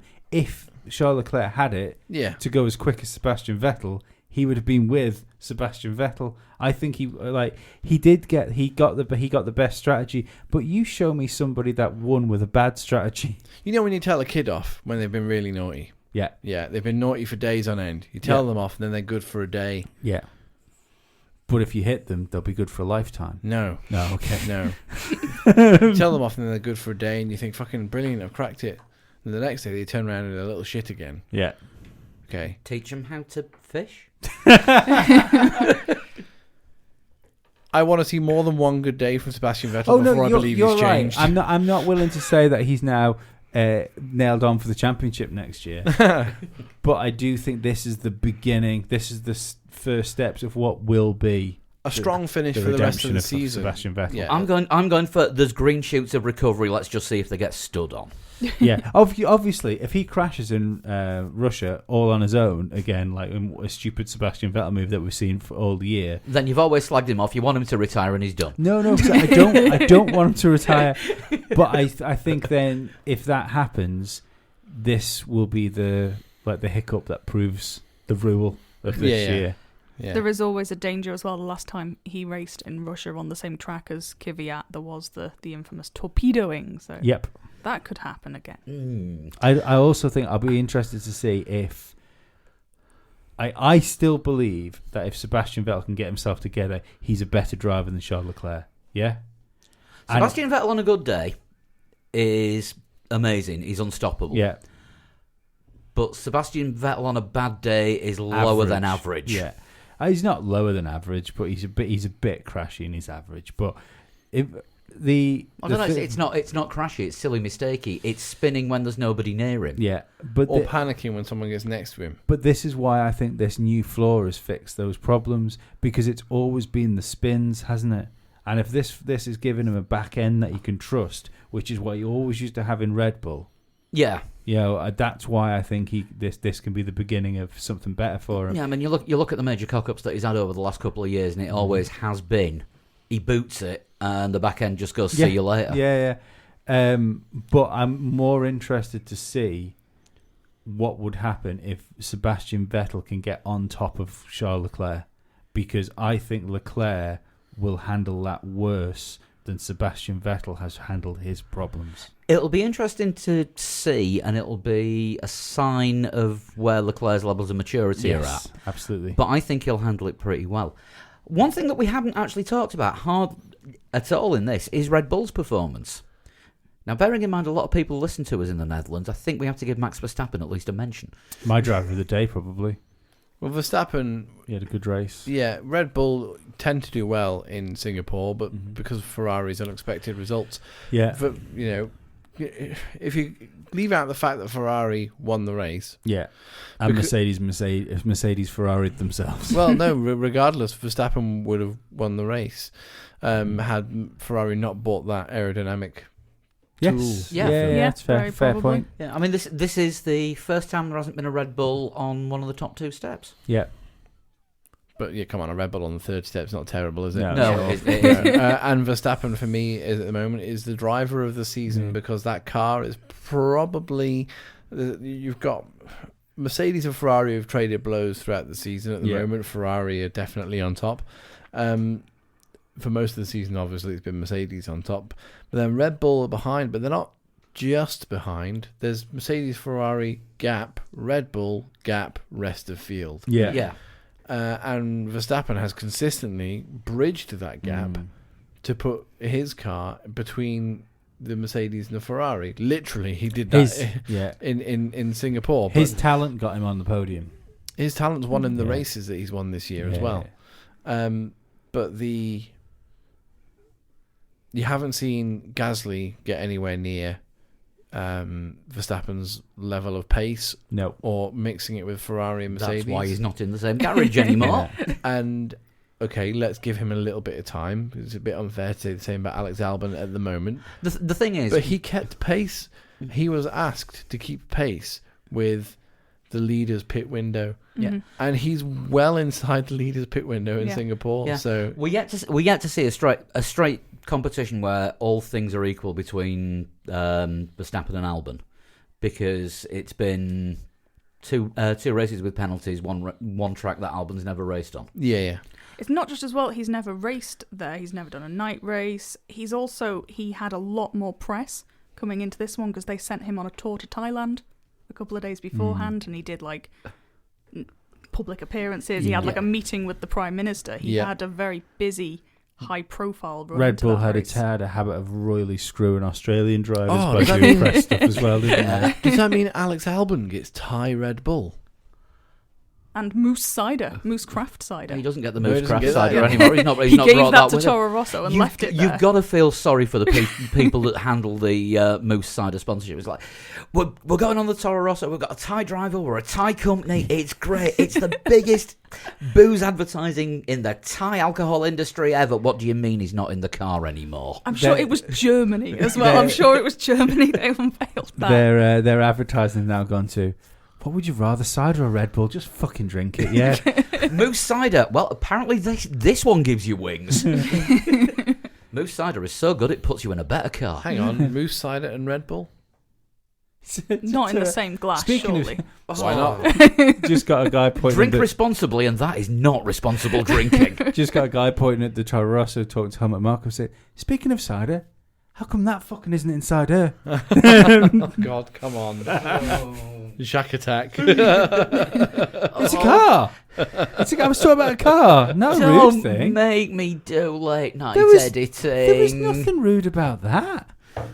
No, there wasn't. There wasn't. No, there wasn't. You made it rude. No, You made it rude. I didn't make it You rude. spoilt it. No, I didn't spoil it. Moving on. Driver of the day for everyone. Do you know, I just like Tricky. boiling piss. Sebastian Vettel. Robert Kubica. Norris. Yeah, genuinely, yeah, Lando Norris probably. Yeah, I'm going Lando as well. See, I think Lando got a free go though, because he defended well towards the end of the race. But he's I'll in the give same him that. position as Albon. He's not driven there before. It's a night race, which is but a bit different. McLaren have got a really big gap over the rest of the field. The Renaults were taken out of contention. His teammate was taken out of contention. Well, they don't really have a gap over the rest of the No, field. he So gained they're at the- places as well. Yeah, they're at the head of the midfield, and that's where he stayed. And but Yeah. he stayed in touch with the Red Bulls and the, Yeah, and I- the but Mercedes. I think it was that's- almost Formula 1.4. Yeah. Nah, that's more to do with. I mean, I love Lando, but that's more to do with pit stops, not pit stops, with safety cars and the lead cars driving slowly. He had, 2-3 pit safety car restarts, though, where he had Gasly behind him on newer tyres Mm-hmm. and kept him behind. Yeah, but I think McLaren have got a gap over Toro Rosso, especially there. Do you know what I mean? Anyone that could actually race him was taken out of the race. He had a good drive. He still got to the checkered and flag, I'm though, glad when something other people didn't happen didn't. to me. He got a bag of points. He finished best of the rest, so Yeah. for me that means driver of the day. He wasn't as good as Sebastian Vettel, which is now the best driver in Formula One. That's incorrect. You're going to love looking after Twitter tomorrow, aren't you? I'm going to go to Tesco instead. I'm going to turn my phone off. Right, heroes. The Senna-like Sebastian Vettel. The Ferrari strategist, I think, would probably be the one. The who gets Ferrari the floor bigger designer. credit. Ferrari aerodynamics man, woman, and strategist person. They go soft really quickly. Yeah, they do. That's already soft, and I've left it on the table while we've been doing the podcast. It was a new packet of biscuits. Wow. That is impressively bad. Villain, Grosjean. Grosjean, obviously. And I'm gonna say whoever decided that Danny Rick gaining an advantage of 1/1,000,000th of a second on his third fastest lap in Q1 was enough to disqualify him For the whole of qualifying. from the whole of qualifying. Rules is rules. The cheating Aussie deserved it. But a millionth of a second advantage on with the MG UK. Garen's Wallaby and fuck off. We've got belligerent Lee coming up. This soft biscuit has pissed him off. That's it now. Attitude for the rest of the day. Jesus. Right. News. Obviously, we've got the Haas contract renewals with. Oh, and get ready for total shunt. We've still got to preview Russia. We don't have to do it immediately. Yeah, Haas with Maybe the this is contract some kind of renewals. proofreading We've going on. kind of touched Kind of on. touched on Yeah. it. It's a ridiculous decision. It's a Done. bloody mistake.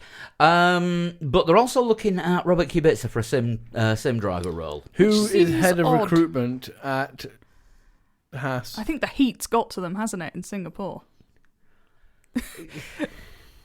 They're making some interesting choices, and I'm trying to think Yeah. of somebody who would be a comedic stand-in for like head of recruitment at Haas, but I can't think of anyone No. stupid enough to do that. David Brent, Michael Scott.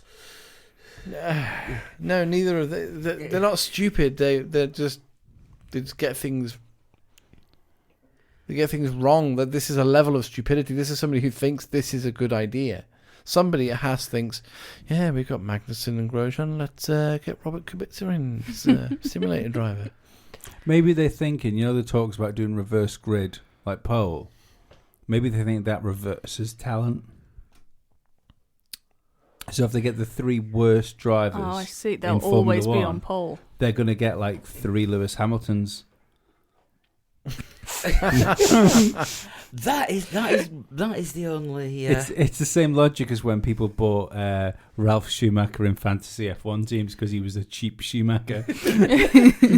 And he turned into literally the Ralph of Schumachers. Actually, didn't do the predictions Oh, and how our predictions went. Oh shit! averagely, Not well. I think. No. Yeah, I'm avoiding it because let's face it, we weren't good on the whole. We did a bad. We did. Nobody saw the Ferraris doing what they do. Let me just. To be fair, the Ferraris didn't see the Ferraris No. doing what they're doing. Let me just load this up. So, we had obviously the top three of Vettel, Leclerc, and Verstappen. That sounds like what my guesses were. Sounds like, as in, it was 3 Formula One drivers, Yeah. and your guesses were 3 Formula One drivers. Yeah. So on that score, you did all right. But Chris, we'll start with you. I got 1 point. You got Hamilton, Verstappen, and Bottas. A point. Dan, who's not here, 4 points. You got Verstappen, Leclerc, and Albon. It's unusual in putting Leclerc there, considering how much he dislikes him. Lee, Verstappen, Hamilton, and Albon. 1 point. Welcome to the 1 point club, Lee. Sean, Verstappen, Leclerc, Hamilton. 4 points for you. I'm sure I picked his Lord and Saviour, Sebastian Vettel. I got Verstappen, Albon, and Hamilton. I got 1 point. And Virtual Statman agreed with you. He did. He Sean, just so copied he me. was a I went 4-pointer first, as and well. he copied me. However, Rich Walker, long-time listener, first-time predictor, wiped the floor with a lot of us. Hamilton, Leclerc, and Verstappen. 6 pointers. The stalker, Rich Walker. We do have predictions for the Russian race coming up in a minute. I just want to find an email from. Oh, I know which email. You know this is. you know exactly which email that is that I'm looking for, and I can't bloody find it now. Right. Apparently, we've not been mentioning the online prediction results enough. So. Is it shit? Oh, our no, our predictions Oh, are right, shit. sorry, Our no, listeners' that's not predictions. shit. The online ones that people can put their own predictions in on the website. No, I thought you meant that terrible fantasy league. No, this is no, this is Have you been on that website? It's like fucking Thunderdome Once now. this year. no the one that you can go onto on our website. Predict the top 3 fastest lap and pole. Yeah, do that Because one. we don't mention that enough. And Go to the website. That's we've- the idea. we've Ads ha- and that. yeah, we've had a suggestion that we need to mention it more rather than Formula Lee, because Formula Lee is for kids, not for grown-up people. I agree. That's why I don't do it. So Bunch now, of nerds. so now anyone getting the top score on the prediction league wins the official virtual Ronald Mulvell Trophy. Oh my god! Are you happy now, Ronald? The fact I don't do Formula Lee, it means I'm a franchise. I've got nothing to do with it anymore. I don't pick the tracks. It means you're Bernie. drivers. I'm just a franchise. You're Bernie. You're just going to turn up in an out-of-date T-shirt and pretend you're still in charge. Yes. Yeah, well, that's a wrestling stable that's not going anymore, so you've got that covered. No, Bullet Club's still going. Anyway, Russia. A Herman Tilke designed street circuit.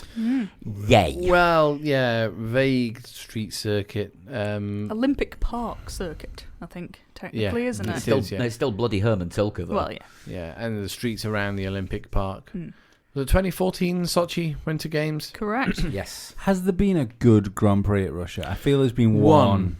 We had one good Grand Prix. I don't think it was last year. I think it was the year before, wasn't it? Was that it the one where second Bottas got the wild start? Possibly, yeah. Yeah. Yeah. Because the first year was... The worst. It was France this year levels of paradiness. No, Yeah. it wasn't that bad. It was bad, but like I still think France is the worst race I've ever seen. Although it the, was terrible. the most exciting part of the first Russian Grand Prix was Carlos Sainz in practice, where he just lost it, went into the barriers, Oh, I then remember that. tweeted from hospital saying, still racing. I think you'll find the most exciting part of the Russian Grand Prix is the bizarre part where Putin turns up. And just weird commentary to Bottas Yeah. about how many hotel rooms there are. And it's like he sat there and you think you look at like the 50 people surrounding him and you think every person in that group has killed someone. And one of those people is Bernie Eccleston. Yeah. Yeah. Is Bernie still the promoter of the Russian Grand Prix? Because he Probably. was, wasn't he? Probably, yeah. We'll see if Bernie turns up on the grid this weekend. But yeah, Putin will turn up to the race with 20 minutes to go and then appear in the cool-down room afterwards. Also, it did give us the best thing Bernie Eccleston's ever said, that Vladimir Putin is a lovely guy and I think he'd do a really good job being in charge of Europe. Do what he said? Yes. Nice. This is Bernie Eccleston who wants to buy MotoGP now, allegedly. I think No, he wants a might have been team, joking. doesn't he? He Oh, said it he was wants a that- team, but he yeah, doesn't yeah. want Neil Hodgson to race for him.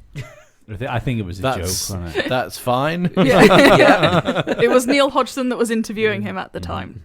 I don't think he knew what a Neil Hodgson No, I was. don't No. think he knew what was going on, to be honest. A man with a microphone came at him. I and crashed he was... into Neil Hodgson once. Oh. Did you? It was trolleys in Tesco's. Ah, I wasn't. I was going to say like- you carved him up at the gooseneck or something. No, not even that interesting. I was just not looking where I was going. Crashed trolleys, looked up to say, sorry, it's Neil Hodgson. I was like, sorry, Neil Hodgson.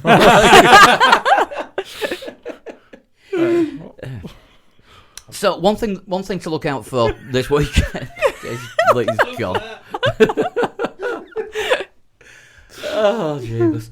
Right, one thing to look out for this weekend is, are Ferrari going to keep this going on, because it's a downforcey circuit, and I think they are, this because this it's will quite- be the proof if they've got this yeah. aero problem fixed. Yeah, I, I mean, think it's this- going to be a tight race because it's not too dissimilar a circuit to Singapore. And it's also got that big long straight on it as well.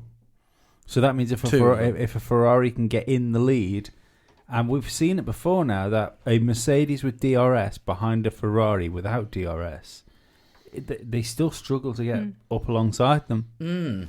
So it has been very much a Mercedes circuit, the Sochi. Yes, definitely. I think there might be some drama though, well, as far as come from Ferrari, because you're going to have Sebastian Vettel who wants to keep this roll going, and you're going to have Charles Leclerc that very much wants to stop it rolling. Mm. Could we get? I don't know. Could this be the new Hamilton-Rosberg situation? I think it could be. There will be a point if they don't manage it properly where the Ferraris will come together on the circuit, and it will have to be on the radio, like, stop it. Do you know what I mean? Yeah. Like, one of you's back off now. Which way do they go? That's the thing, isn't Whoever's behind, I guess. Like you're get allowed. get on the phone to Haas and say, Gunter, what would you do? You're allowed to rate. Ooh. Don't ask Gunther. We've got this Polish guy on the phone. It's really good. Yeah. He's really light. It's almost like he's missing bits. You tell them they're allowed to race until something goes wrong. And the thing is, if something goes wrong, it can be like what happened to Mercedes in Spain a few years back, where it was like two cars just sliding into each other off the circuit, and that's it, you're out. Yeah. Remember the stat that Sean reiterated to us last week, which was that Ferrari have only ever lost both cars on the opening lap of one race in And the that was history all- of that was all Formula 1. Max Verstappen's fault, apparently. Of course. Yeah, and that According was to Ferrari, it was 2017 or 2018? 2017. 2017. The wet start. Yeah, Singapore GP. And I'm not saying it's going to be first lap for definite, but I mean, if they're fighting each other for the lead and they're allowed to race, that could be a bit. It could get tasty, should we say? Mm. The last thing you want to see when Ferrari are doing so well now is Ferrari implode on themselves, starting with the drivers. Do you know what I have mean? to say that would be a very Ferrari thing to do. It would. It's Yeah. definitely going to happen. And It's probably going to happen before the end of the season. Do you know what I Yeah. mean? They're going to clash wheels. One of them's going to run wide or whatever. But it's how severe the contact is between them. There is going to be contact. yeah. Leclerc knows how to get his elbows out now. He did it with Hamilton. Hamilton sort of questioned it. The steward said it was okay. We know Vettel can get a bit punchy when he needs to. The two of them together, if they both decide that's what's happening, it's not going to end well. Well, given that Grosjean didn't get a penalty, I think we're 2 races away from red and green shells being introduced. I think Russell might get a DNF in Russia. At turn 1, straight into the back of Grosjean. Just for lols. Have that, you twat. I would like to see this. See, as much as I want It's to Senna see, Prost all over again. just at the Just wrong at the end. wrong end of the grid. As much as I want to see Sebastian Vettel fix himself, I do think it would be fucking hilarious if they just crash, like lap 1, turn 1, T-bone the side of each other. Leclerc and Vettel. Yeah, screaming at each other by the side of the track. Leclerc sliding back to the pit lane like an ice skater. Or on Leclerc his own torpedoes tears. Vettel. Shall we have some predictions? Yeah, Yes. let's give it a go. Right. People, what on here? Dan sent his in earlier, and he's going for a Hamilton win, Leclerc second, and Vettel third. Sorry, Um, punch my microphone. Not doing very well tonight. I Keep the punched table. mine earlier, but I didn't mention it. I just You hoped just- no one just noticed. Just carried on. It's okay. I accidentally went like that and got my beard right across the side of it, so there was some Oh, nice. unintentional ASMR for somebody. Wake up if you're driving. Oh, I've got a real job fixing this show tonight, haven't I? Right, we have a guest predictor this week, and it's Zach Henderson. Now, I'm taking predictions V3 that he sent in. Did he not do V2 twice? Yes, I'm counting that as V3. Predictions Right, okay. 3, sometimes they come back. Yeah. The first ones came in, what was it, 7:30 this morning, then 5:10, and then 6:20. He's taking his role very seriously. I like it. He's dedicated to the cause. He is going for a Hamilton win, Vettel second, and Leclerc third. Right, who is going up next? I'll go. Okay. It will be the greatest driver in Formula One right now, Sebastian Vettel. Grosjean. Followed by the equally greatest driver, much better than Senna and ever to grace a Formula One car, Lewis Hamilton in second. And the utterly average and never going to win a world championship, Charles Leclerc in third. How the hell am I going to sort this?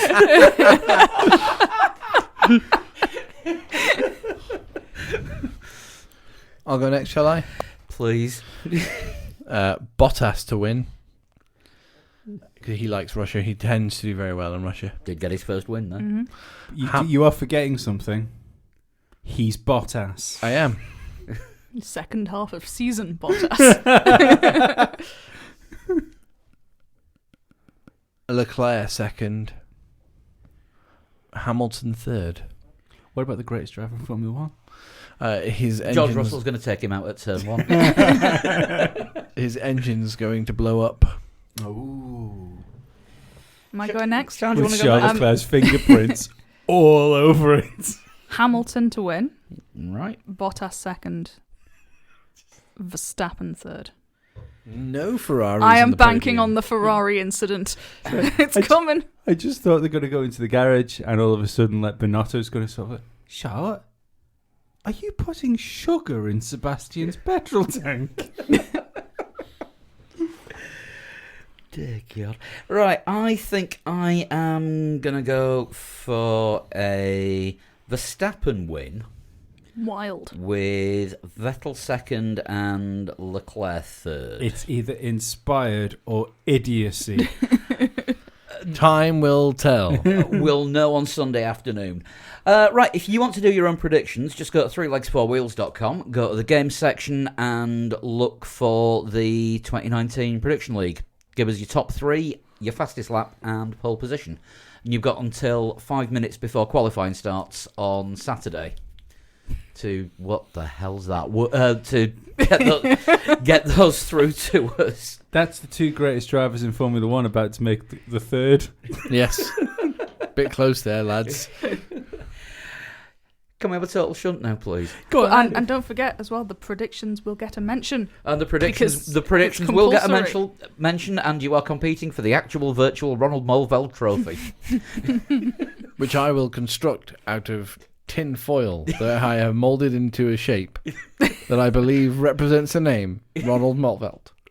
We will have a photo of that as I soon as feel you've done it. it Are would you be happy? Are you happy now, Ronald? Quite a sort of, I think it would be a cup trophy rather than the sort of sponsor's shaft that seems to. Sponsor's shaft, isn't that Roman Grosjean?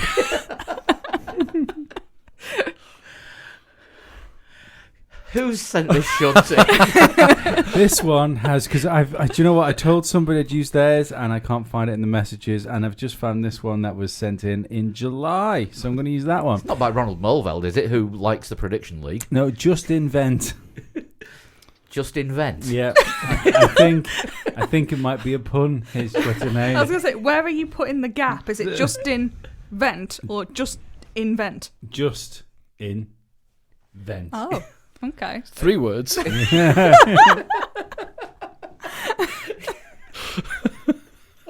probably get out of there. Oh dear. He's given a little.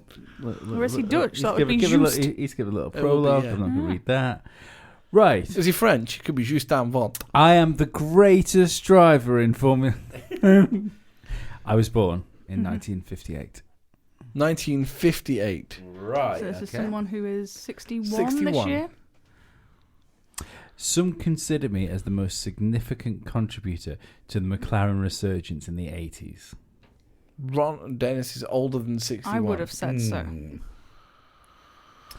I also played a huge role in the development of the McLaren F1 road car. Wasn't that John Barnard? Might have been. I don't know. Gordon Murray. Could be Gordon Murray, Yeah. who also designed the Christian Bale Batmobile. Gordon Murray would be a good one, I think. But I think he's older than that even. I think he's older than 61. Not entirely sure. He's just one of these people that's been around forever and still looks the same as he did in the 70s. Yes. Just slightly greyer beard. Yeah. Go for Gordon Murray for now, I reckon. I was initially very temperamental, and my delicate composition contributed to the near demise of the Rolls-Royce company. Sorry about the stuttering. I've not got my glasses with me. That was the British economy. It's temperamental and Yeah. Brexit? Yeah. No idea at the moment. No, No. well, no. Much of my growth and development needed to prepare me for F1 was financially supported by the British and Japanese governments. Is this like the McLaren Technology Centre or something? No, it will be telemetry. Oh, interesting. It feels like a thing, doesn't It's- it, yeah. now, I would 'Cause say. the It feels first like a telemetry facility or... I think the first telemetry to read back to the pits as a car was going around the circuit live was actually the McLarens in the 80s. And this would obviously have been when they were with Honda. Yeah, they were able to read information every 10th of a second, which was incredibly fast back then. Mm. And now, of course, cars aren't allowed on the circuit without it, and that's why Alpha couldn't do anything in FP1 on Friday, FP1 yeah. Friday. The telemetry was broken. They missed like an hour because they just had no power in the garage, which was good. My backer, Marlboro, paved the way for me to race for my race debut with McLaren.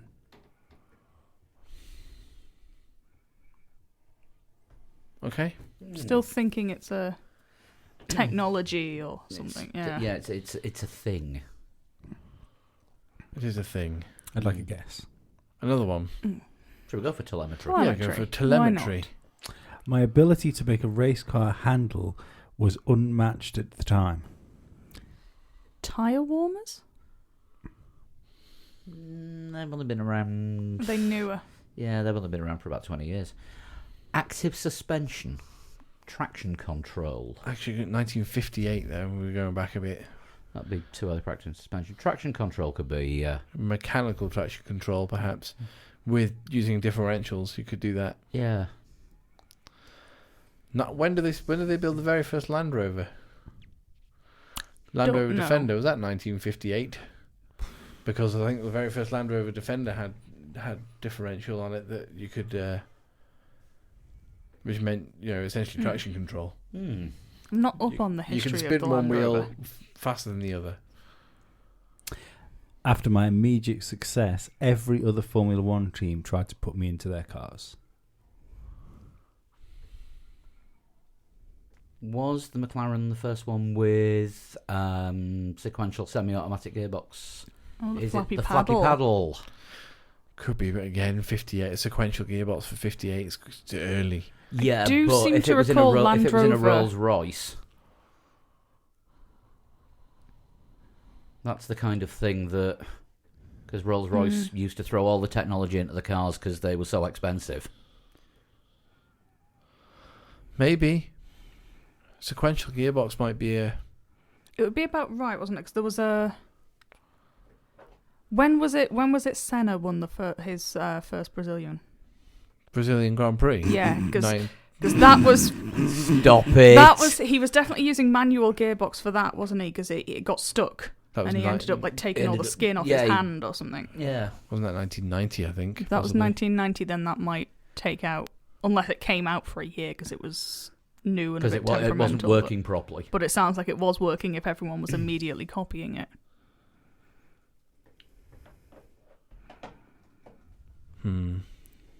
Go for another clue?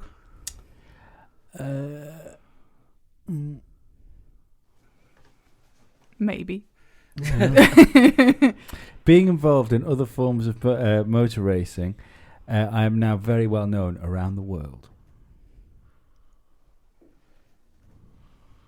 I'm still sold on the floppy paddles. Yeah, the sequential gearbox. It's a good shout. Number 10. Britain spell my name differently than anywhere else in the world. Aluminium, tyres, colour. Tomatoes. Britain spell my name different to anywhere else in the world. Mm-hmm.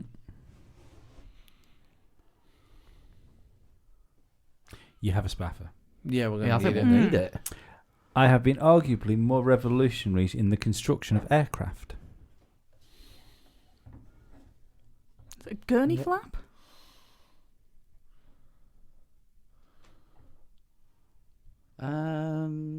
Could well be.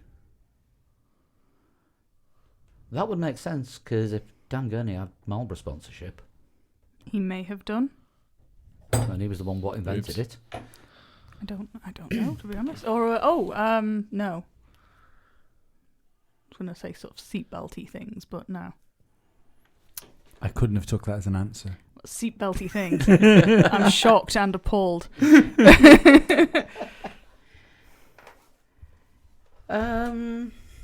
Yeah, black box recorders looking at telemetry again. Possible. Yeah. No How idea. do Britain spell telemetry? Is it ARY at the end? I haven't read it yet. TRY, I think it is. The record, Telemetry. Paul is opening a laptop. Oh, he is. Yeah. What's this shit? I'm doing the Formula Lee in a minute, so as soon as this is finished, I'm going to log. As soon as this is finished, I'm going to log on to my laptop, which is currently showing No information. no information whatsoever, apart from the fact that it's 10:41 on Monday, the 23rd of September. Good stuff. Guess then, so we can go to bed. Telemetry. Telemetry. I Are feel you telemetry telemetry? could be misspelled. I'm carbon fibre. Right. Oh, okay. I didn't even know fibre was spelled differently. I knew. We spell I it knew RE, UK everybody else and spells America it spelled ER. it differently. I didn't realise no one else Uh, spelt it properly. Yeah. So thank you, Justin. That was a really good one. You absolutely There done we them. go. That was pretty bloody I think we named spectacular. every bit of a car except carbon fibre. Every part of a car except what it's made of. So how do you send in a total shunt? You can tweet me at a Total Shunt on Twitter, or you can send me a PM on Instagram, and that is also at a Total Shunt. Flood, you still look like you're trying to work it out. I'm not entirely sure that all the clues were correct, but I'll. Can I also ask for a couple of people to send them in on email, because the reserve pot is empty because we had to do extra ones because Sean was on last week. So if anybody fancies sending one through for weeks when Lee's not here, it's 3legs4wheels@gmail.com. If you want to get hold of us, you can tweet us at 3legs4wheels. We're on Facebook at 3legs4wheels, and the same for Instagram as well. And you can get us individually, At Flood21. At Sean Cowper. and at Pablo100, and Dan is at Dan Dankleton. That just leaves Formula Lee for this week. Yes. Right, it was a lap of Singapore in the Ferrari, and you needed to get 137.867 to get into the top 20. So, in 20th, we had Nathan Mazzolo. 19th, I am keeping my run in the points going here. And I'm the only one on the podcast that actually does this. So You aren't at the moment, yes. I am the representative, and I am still on the scoreboard. I've learnt to play this game. It's actually, when you learn how to play a game, it actually is better than not knowing how. Shocking. Who'd have thought? Although Wreckfest is really cool. It's demolition racing and Scandinavian folk racing and banger racing. That sounds like fun. Come round next week and have a look. I will. Really good. 18th place back on Formula, we've got Brooks de Geer. 17th, somebody who sent a few folk racing videos through to us, Santerio Nasty, because it's huge in Finland. 16th was Eric Farnand. 15th, James Paschal. 14th was Matthew, never get this right, Gooch Goff. It's G-O-O-G-H. Somebody want to have a go at that? Goff. Go. Dave. Yeah, Matthew Dave. Matthew G. Yeah. 13th was Chris Shales, 12th Adam Smith, and 11th Kyle Armstrong. Top 10. 10th place Mike Camping, 9th place Marcel Streak, 8th was Chris Rowden, 7th Pete Bull, 6th was Carl Toomey, 5th was Max Williams, and Matthew Morrison was 4th. Top 3. Chris Olby in 3rd with a time of 1:35.655. Nice. Second place with 1:35.528 was Julian McMahon Hyde.